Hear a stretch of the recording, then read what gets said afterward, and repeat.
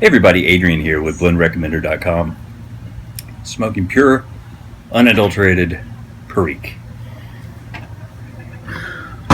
Some Perique that I use for blending, and I am doing this. I've smoked pure Perique before, along with a lot of the other component tobaccos that I use in my blending, so that you can get very familiar with how different blends are going to affect, or different tobaccos are going to affect the blend overall. So just like a cook needs to know what ingredients taste like before they start putting things together in different proportions, when you're blending tobacco, it's the same thing.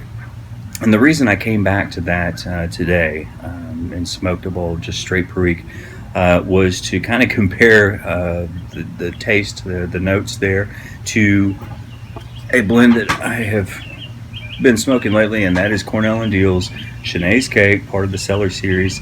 It's a couple years, in the making, and it's not brand new by any means. It's part of that Cellar series that I believe contains 5 total blends right now, and I believe they have plans on adding some more in the future.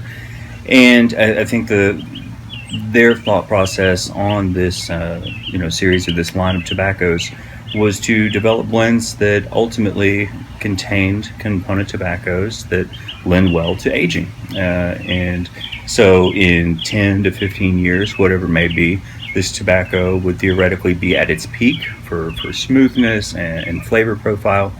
Kind of subjective, it's a little arbitrary. I mean, 10 to 15 years, I guess we'll find out, take their word for it. But typically, I think that is going to be kind of the sweet spot for a lot of blends that are heavy in Virginias. And that gives them plenty of time if you store them correctly, out of direct sunlight, room temperature, just keep them in the original tin. If you open it, then you want to jar them up, fairly quickly and not open it, not touch it.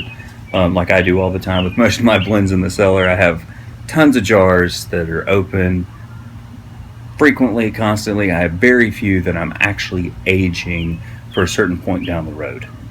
So I'm not expecting great changes with the tobaccos that I have jarred up, because I know every time I open that jar and we're exposing it to more oxygen, we're basically starting that process all over. It's going to change a little bit, in the time that it's left in the jar closed off from outside elements, but not like being sealed up so that it can go through all the oxygen, the aerobic fermentation that happens there in the beginning, and then switches over to the anaerobic fermentation. And all of both of those things have to happen for a blend to truly age, and to fully mellow out and develop that characteristic aged smoothness that you actually can get from some blends that are currently on the shelf. Some of the esoterica blends, when let's say you smoke Dorchester or Dunbar, those are both Virginia Periques. You can tell when you smoke those, the Virginias, they have to have a little bit of age on them because they're just so incredibly smooth. A little bit sweet. It doesn't taste artificial at all.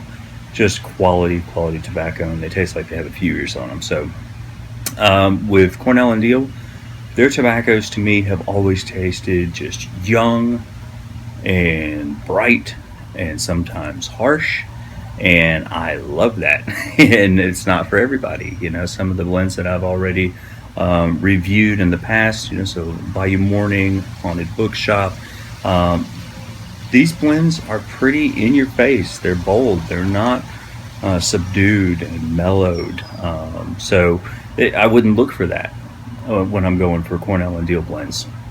Shandy's Cake is a Perique just overload, and brings me back to smoking the pure Perique. I want to see how big a difference is there in smoking Shandy's Cake, which is a crumble cake.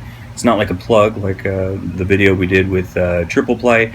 You can easily just break off a little bit off the edge or the corner of a plug of Shandy's Cake. I can show that to you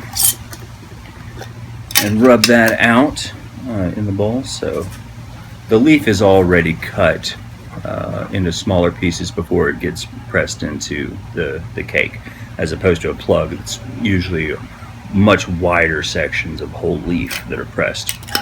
So this one must just absolutely have a ton of Perique in it, because there is not a huge flavor difference, body profile difference when you compare the two. Chenet's cake to straight Perique. And I really enjoy it, but I could see how it would be just a little bit too much, just peppery spiciness, especially on the retrohale for some people to really enjoy it. So it makes me really curious. What will this blend be like in 15 years? So I'm going to put one away, maybe two, so I can come back to it, revisit it, and if YouTube is still a thing, then I will certainly do a follow-up video. We'll see. 15 years down the road, who knows? But the tin that I've been smoking through was made in May of 2015, so it's a year old. I smoked through a whole tin of this same date when I first bought them about a year ago, and I don't think a whole lot's happened between, in a year's time. So I will be curious to see if it mellows out a little bit, but honestly, I just don't know if this is one of the blends that's going to have a real big difference in age.